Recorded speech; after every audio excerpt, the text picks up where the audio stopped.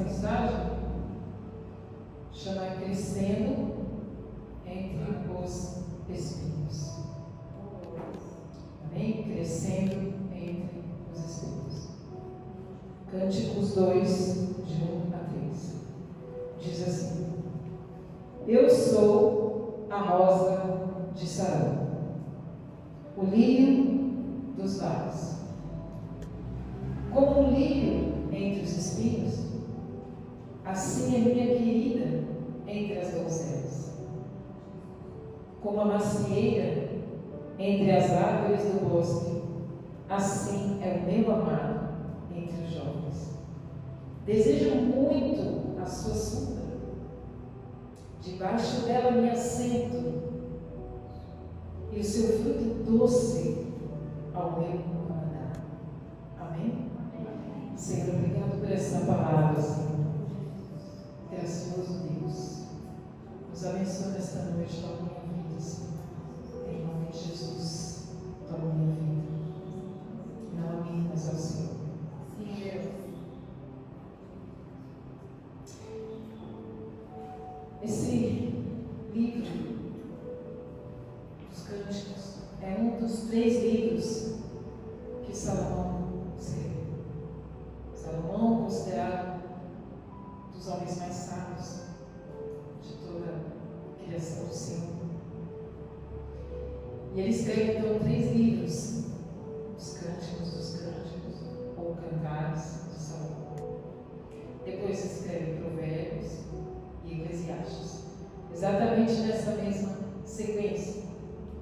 Mas ele escreve em cada fase da sua vida, que ele vai amadurecendo, que ele vai envelhecendo, e que ele vai ter mais e mais experiência. Então, no Cântico dos Cânticos, ele ali escreve como um jovem apaixonado. Está apaixonado pela sua vida. No livro de Provérbios, maravilhoso livro de Provérbios, ele está ensinando ao seu filho sobre como ser, como pensar, como agir, como se comportar. E depois, mais velho, ele escreve o livro de Eclesiastes, que é um livro que reflete sobre o sentido da vida. Ele faz várias reflexões sobre qual o sentido da vida verdadeira. Ele, que é um sábio, ele fica ali conjecturando várias coisas e ele chega a algumas conclusões, que não há nada de novo debaixo do sol, e tudo sempre se repete. E ele está ali chegando a uma conclusão, que tudo é vaidade. Vaidade não no sentido de beleza, de orgulho de ser, ou ter alguma coisa, ou ser alguma coisa a mais. Mas que tudo é vaidade quer dizer que tudo é passageiro. Tudo na vida é transitório. E ele chega à conclusão de que se apegue com que aquilo que é verdadeiramente eterno, que vai durar para sempre. E no último capítulo ele fala que o que mais importa é viver para a glória de Deus. Então ali ele já está mais maduro, já está trazendo reflexões com mais experiência. É um livro que a gente precisa sempre ter em mente para ler. Sei que às vezes é difícil ler Eclesiastes porque traz muita reflexão, né? A gente tem que ler e parar para pensar. Ler e falar, peraí, deixa eu ler de novo. Mas é muito bom porque cada vez Deus vai revelando. Vocês estão com a Bíblia nova aí, né? Vocês estudem o livro de Eclesiastes. E olha, ele é um escritor tão maravilhoso, e tão sábio, né? Claro, que está lá em 1 Reis 4:32, que diz que Salomão escreveu 1005 cânticos. Gente, 1005 cânticos e 3.000 provérbios. Mas aprove ao Senhor colocar só alguns no livro de Provérbios no cânon da Bíblia, e só alguns cânticos no cânon da Bíblia. Tem tanta coisa que aconteceu nesse mundo e a gente nem sabe, né? Tantos escritos maravilhosos. A Bíblia mesmo diz que se fosse colocar todas as obras maravilhosas e milagres que Jesus fez, não haveria livros no mundo que coubessem de tantas obras, milagres e maravilhas que ele fez. Como Salomão escreveu aí livros 5, né? Cânticos e provérbios, tantas coisas. E esse que está no cânon é considerado pelos israelitas o cântico dos cânticos, que é o mais importante, que é como se fosse a coroa do livro de Cantares, como se fosse o mais importante, que conta esse relacionamento com a Sulamita, conta desse relacionamento lindo, íntimo, profundo, belo e poético. Glória a Deus. O livro é um poema de amor, um poema lírico de amor. E é um diálogo, e que diálogo lindo quando você vai ler. É um diálogo conjugal da noiva com o seu noivo. Salomão vai, se veste de pastor, vai até a Sulamita, conquista sua noiva quando era jovem, pede-a em casamento, e ali então começa um relacionamento conjugal, porque naquela época, quando você tinha já um noivado, quando você já estabelecia uma aliança de noivado, já era como se fosse um casamento.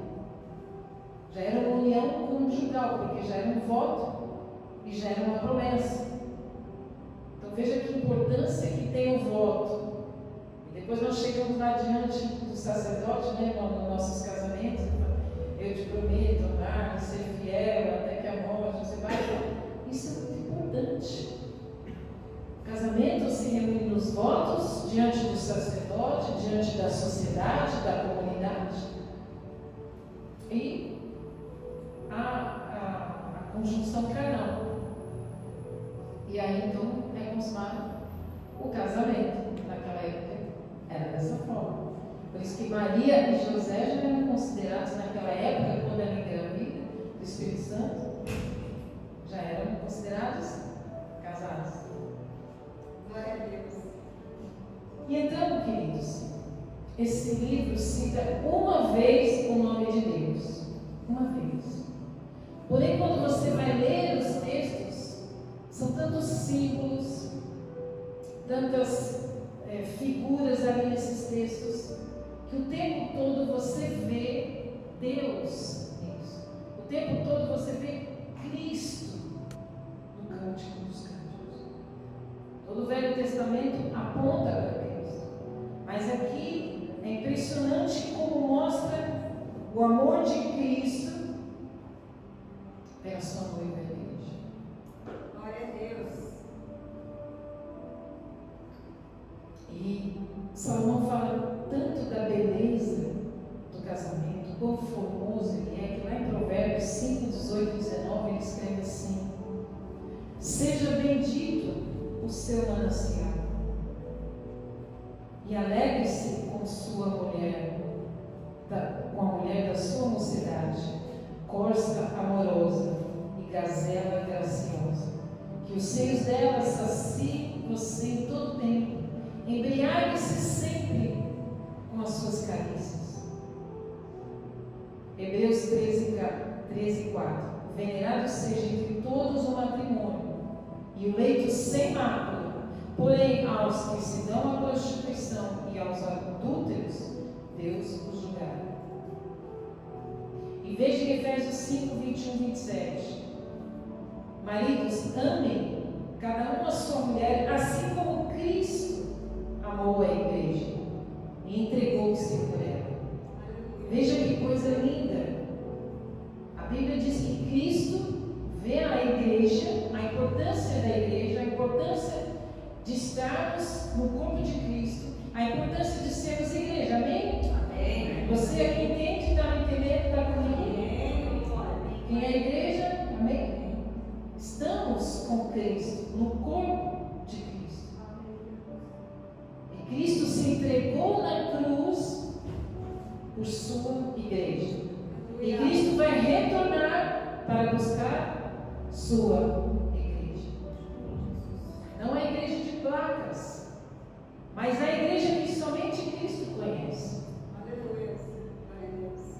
Porque entre tantas placas, Cristo sabe quem é a igreja dele. Glória a Deus.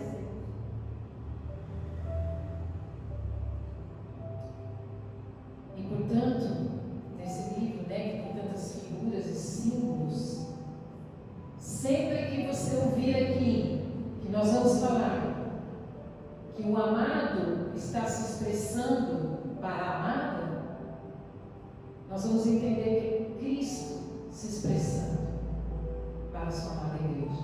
E toda vez que a amada estiver falando aqui nesse texto, é a igreja falando para o seu amado. Glória a Amém? Deus. Glória a Deus. Quem está entendendo? Amém. Amém? E temos um grande desafio, né? Aqui.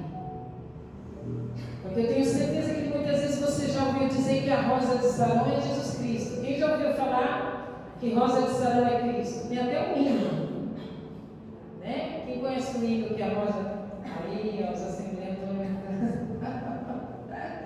já conhece ali. Tem um hino que diz que Jesus é a rosa de Sarão, só que não. Na verdade, vamos ler o texto? Vamos ler juntos? Amém? Então vamos lá para o Cântico, capítulo 2,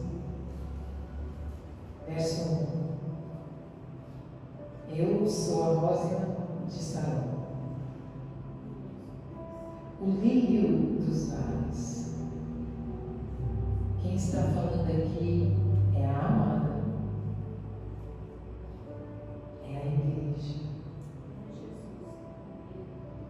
Porque no verso 2, você vai lá para o verso 2 e ele fala: eu sei quem você é.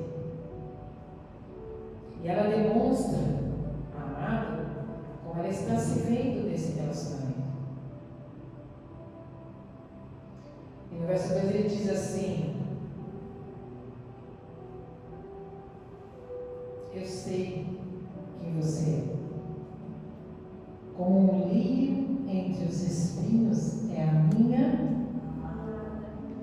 entre as jovens.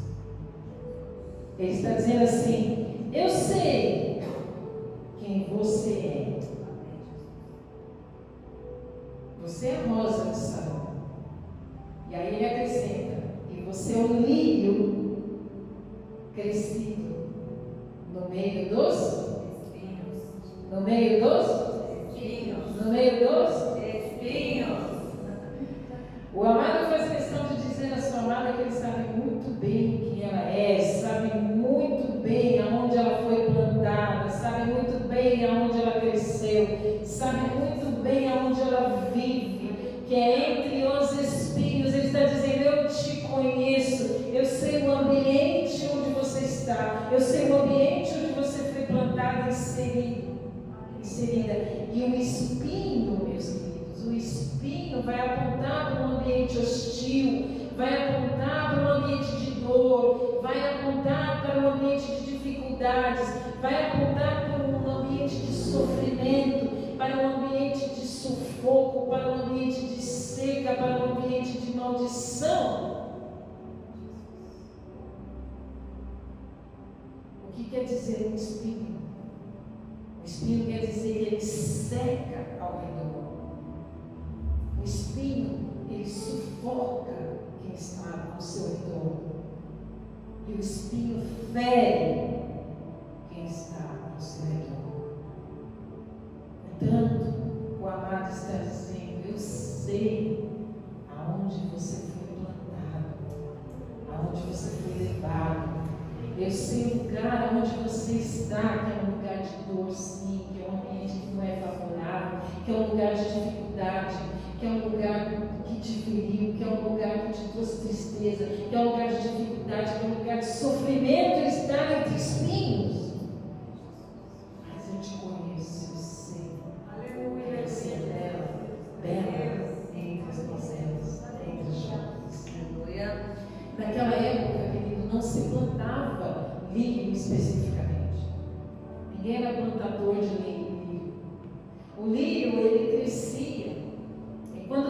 enchentes do Rio Jordão e depois as baixas do rio, as sementes eram levadas. E então, quando descia o rio, as baixas, as secas, as sementes então germinavam e cresciam. Então quer dizer que a igreja é levada pelas enchentes, é levada pela vazão. E muitas vezes nós não escolhemos aonde somos plantados, nós não escolhemos aonde nós fomos gerados, mas o amado sabe aonde você foi plantado e gerado, e Ele entende o seu sofrimento e Ele vê você. Eu te conheço, Ele está dizendo, eu sei aonde você está. Glória a Deus. Rosa de Sarão, brilho dos vales. Glória a Jesus. Eu sei que muitas vezes você não quer estar em algum lugar, porque você foi levado pela enchente, por uma força maior, por um poder maior, pelas águas fortes que te levaram a algum lugar. Quem está entendendo? Amém.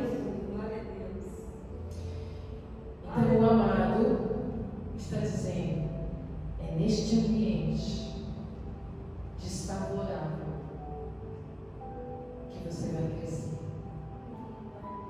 É neste ambiente que o amado sabe de seca, de sufoco, de feridas, que você vai crescer. Glória a Deus. Há crescimento, ainda que no meio de espinhos, há crescimento, ainda que no meio de dores e dificuldades. Você vai crescer. Amém. Porque é um poder sobrenatural que vem do amado, do amor e da paixão do amado pela noiva. Glória a Deus. Amém. Glória a Deus. Então o lírio não vai depender de ambiente. Seja em qualquer ambiente, o lírio vai crescer, vai desenvolver, vai florir. Amém. E se tem uma coisa que cresce rápido, é espinho. E o espinho cresce primeiro. O espinho ele vai crescendo, vai crescendo, vai crescendo, cresce, cresce, cresce primeiro, cresce de forma desordenada, mas não produz nada, não gera nada. Mas aonde você imagina comigo um campo cheio de espinhos e no meio algumas rosas de Sarão, alguns lírios. O que vai chamar a sua atenção? O lírio vai chamar a sua atenção. A beleza do lírio. O destaque do lírio. A flor. O florescer do lírio. Crescer do lírio. Sempre vai ser destacado no meio dos espinhos. Os espinhos não vão servir para nada. Eles vão ocupar todos os lugares. Mas a beleza do lírio vai ser destacada. Glória a Deus. Não dá para disfarçar. A diferença é muito grande. Mas tem espinho que quer se passar por lírio. Sempre tem os espinhos que querem se passar pelo lírio. Mas quem é lírio sabe quem é espinho. E quem é espinho sabe quem é lírio, amém? Amém. Mas sempre tem um espinho querendo ser lírio. Mas não dá para disfarçar. Espinho é espinho. E lírio é lírio. Glória a Deus. O espinho sempre, de alguma forma, em algum momento, vai ferir. E isso é uma questão de tempo. Porque dói crescer no meio do espinho. Não é fácil. Mas quem está disposto a crescer no meio do espinho sabe que não vai agradar a todos. Nem sempre o lírio vai agradar. Crescer, florescer, dar um cheiro maravilhoso quando ele é espetado, quando ele é sufocado, quando ele é ferido.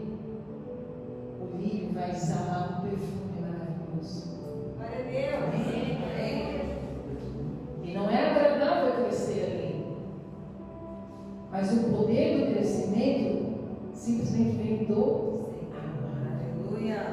Glória a Deus. E então, esse crescimento, tenha certeza que muitas vezes o lírio cresce é destacado, mas o espinho não está contente. Não vai estar contente de forma nenhuma com o crescimento do lírio. E sempre vai tentar sufocar. Mas existe aquele que é o amado.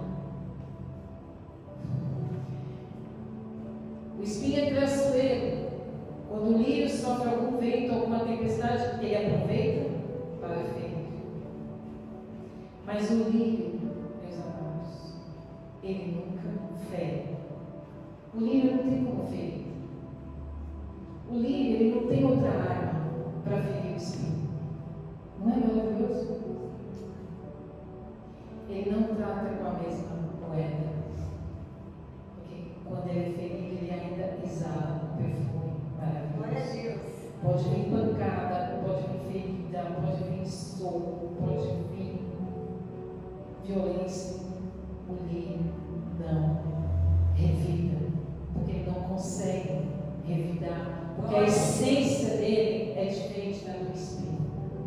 A essência dele, ele é frágil. E ele então simplesmente depende do amado que Glória a Deus. dele. Agora é muito interessante, né, no verso 3, que vai falar assim, o verso 3: qual a macieira entre as árvores do bosque, tal é o meu amado. Aqui é a amada falando. Olha, qual a macieira entre as árvores do bosque, tal é o meu amado entre os filhos. Desejo muito a sua sombra, e debaixo dela me assento. E o seu fruto é doce ao meu paladar. Uau! Aleluia. A amada vai no bosque. O bosque tem muitas árvores, amém? Está dizendo que ela foi ao bosque. Mas ali ela olha para a macieira e aquela macieira atrai. Alguém já chegou perto de uma macieira?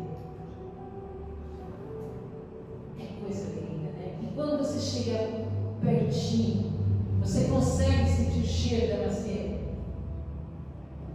Para sentir o cheiro da macieira tal qual é o amado, precisa estar perto. Glória a Deus. Precisa chegar bem pertinho. Precisa estar bem íntimo para sentir o cheiro do amado. Aleluia. A gente não fala assim, quer dar um cheiro para Jesus? Jesus que hoje dá um cheiro em ti, porque ele é cheiroso. Glória a Deus. E às vezes a gente está tão machucado, que a gente está tão quebrantado, que a gente está tão contrito, que a gente também está cheiroso, está cheirosa. Porque o coração contrito vai espremer aquilo do orgulho, da independência. E a gente vai falar, eu preciso do Senhor, eu dependo do Senhor. E então a gente começa a exalar um perfume maravilhoso e sentir o perfume dessa macieira. E só quando a gente está muito perto do amado é que a gente sente o cheiro do amado. Glória a Deus. E aqui está falando desse amor, da amada pelo amado, de querer sentar a sua sombra, porque ele é esse que quando a gente se sente na sombra, senta na sombra dele, a gente tem refrigério. Glória a Deus. A gente tem um refrigério, a gente tem uma proteção. É onde passam as calamidades, como a gente leu no Salmo 57. As calamidades passam à sombra das tuas asas, à sombra da macieira, da intimidade com o amado. As dores, as calamidades passam. Glória a Deus. Porque o refrigério do Senhor vem sobre nós. Amém, amada igreja? Glória a Deus. E o seu fruto é doce. Ou viver no meio do espinho dá uma amargura. dá um amargo na boca do sofrimento, do sufoco, de ser ferido dia após dia. Dia após dia tem alguém que está te ferindo, tem alguém que está perseguindo, tem alguém que está machucando, tem alguém que está trazendo dor, tem alguém que está te trazendo sofrimento. E dá uma amargura.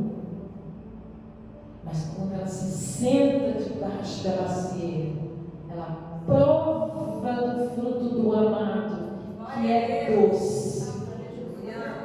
A palavra de Deus é doce como mel.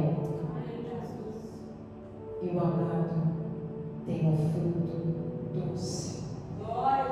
Sabe, meus amados, eu vejo o quanto a gente precisa entender a busca da intimidade, a busca da presença, a busca da comunhão. Como nós falamos aqui, o quanto é importante. Nós sabemos que nós temos essa torre forte, que nós temos essa sombra, que nós temos essas asas, que maior é que está em nós do que está no mundo. Nós queremos vivenciar esse em nós do que o mundo, porque o mundo é amargo. Nós queremos esse doce, porque quando você ora, você não ora simplesmente para dizer para Deus as suas petições. Também é importante dizer as petições do Senhor, para não estarmos ansiosos. Mas quando você ora, você se relaciona com a Deus. Quando você ora, você sente esse cheiro. Quando você ora, você recebe esse doce. E você é refrigerado nessa sombra que tira aquilo que queima do mundo, e você volta a ter um revigor, porque você foi buscar nessa fonte de vida, que é o Senhor, nessa árvore frutífera, que é doce, doce, doce, esse amargor da vida. Quando nós vamos lá em Mateus, e que ele fala, né, não andeis ansiosos com coisa alguma. Mas esse versículo na minha vida fez toda a diferença. Basta cada dia o seu mal. Basta cada dia o seu mal, porque amanhã o Senhor vai prover.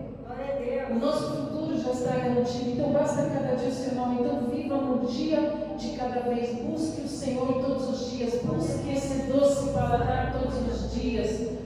Busque essa vida diária, o hoje, a presença hoje, a fidelidade dele hoje, o poder dele hoje. Porque a sua ansiedade, aquilo que palpita o seu coração, aquilo que te traz suor, aquilo que te traz medo, passa. E ele diz assim: olha, observai os lírios do campo, observe os pássaros, mas observe os lírios, nunca nem Salomão se vestiu como eles. O que ele quer dizer? Não é só para a gente observar, mas é para a gente aprender. Aprende que Deus vai dar o crescimento do lírio, no meio dos espinhos. Deus vai dar a comida para o passarinho que está lá voando. Aqui a gente vive, né, no meio dos passarinhos, a gente vive no meio das flores, a gente tem uma diversidade tão grande da Mata Atlântica, a gente tem o privilégio de viver na Mata Atlântica, onde todo o globo terrestre gostaria de viver.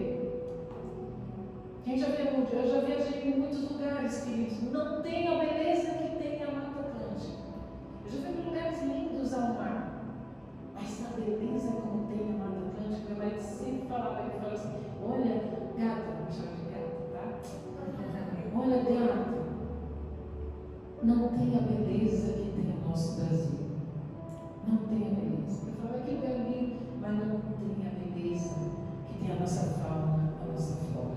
Nós somos privilegiados. Então aprende com a natureza, aprende com a criação. Que o Senhor dá um crescimento para cada plantinha. Ele traz a chuva, Ele traz o sol, Ele traz o vento, Ele traz a enchente, Ele traz a vazão das águas, Ele traz a tempestade, tudo totalmente controlado por Ele. Não tem uma folha da árvore que cai sem a permissão dele, sem que Ele saiba. Nesse universo, nesse vasto universo, que Ele não controla, quanto mais a sua vida, quanto mais a sua necessidade, que é filho, que é filha, e que é a igreja amada. Gente, a igreja amada significa que quando Jesus estava na cruz, e o Pai que tanto ama o Filho e o viu na cruz, e Jesus então sentiu ser separado do Pai, e ele disse: Deus meu, por que me desamparaste? E nesse instante ele é desamparado pelo amor do Pai. Nesse instante Jesus sofreu a pior das dores, que é estar separado do Pai. A pior das dores é estar separado do Pai. Amém? Amém. A pior das dores é estar separado do Pai. Então, quando ele disse: Deus meu, por que me desamparaste? Porque a ira que vinha sobre mim e sobre você foi para ele. Deus meu, por que me desamparaste?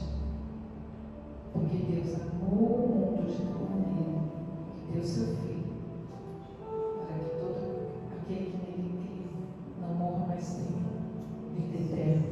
Significa que Ele desamparou o Filho para nunca desamparar você. Aleluia. Glória a Deus.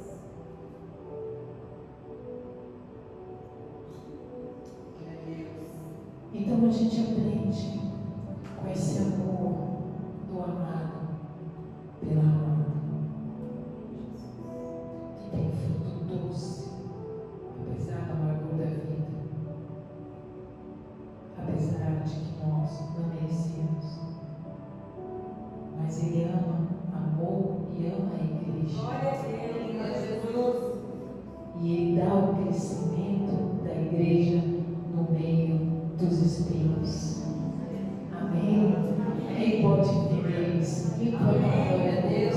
A igreja está difícil, está sofrido, tem que orar, tem que jejuar, tem que pregar a palavra, tem que evangelizar, tem que profetizar, mas Cristo te ama, a igreja, me ama, a igreja. Glória a Deus. Amém? Aleluia. E Ele então quer um relacionamento, casamento com a igreja. E Ele deseja que você se achegue a Ele. Se achegue a Ele na macia. Glória a Deus. Se achegue a Ele. Deixa passar o amargor da vida. Vai buscar o doce, porque Jesus tem saudade da sua igreja. Jesus tem saudade de estar com a amada. Glória a Deus. Jesus quer estar com a amada. Então a importância que nós temos é tão grandiosa. A importância de sermos a igreja de Cristo, amada do amado, que Ele veio buscar. Não se afaste dele. Não se afaste da igreja. Não se afaste de Cristo. Não deixe de crer. Não deixe de buscar. Não deixe de orar para você ter um relacionamento com Ele.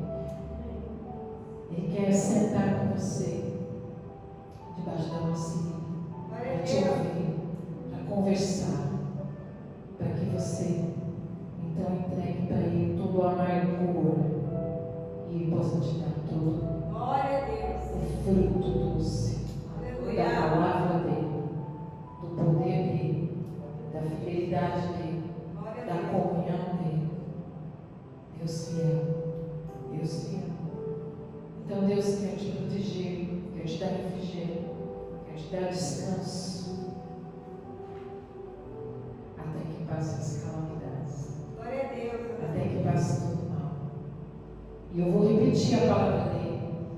As minhas ovelhas ouvem a minha voz, jamais perecerão, e ninguém as arrebatará da minha mão. Glória a Deus. Aquilo que meu Pai me deu é maior do que tudo. Amém? Deus do céu. Glória a Deus.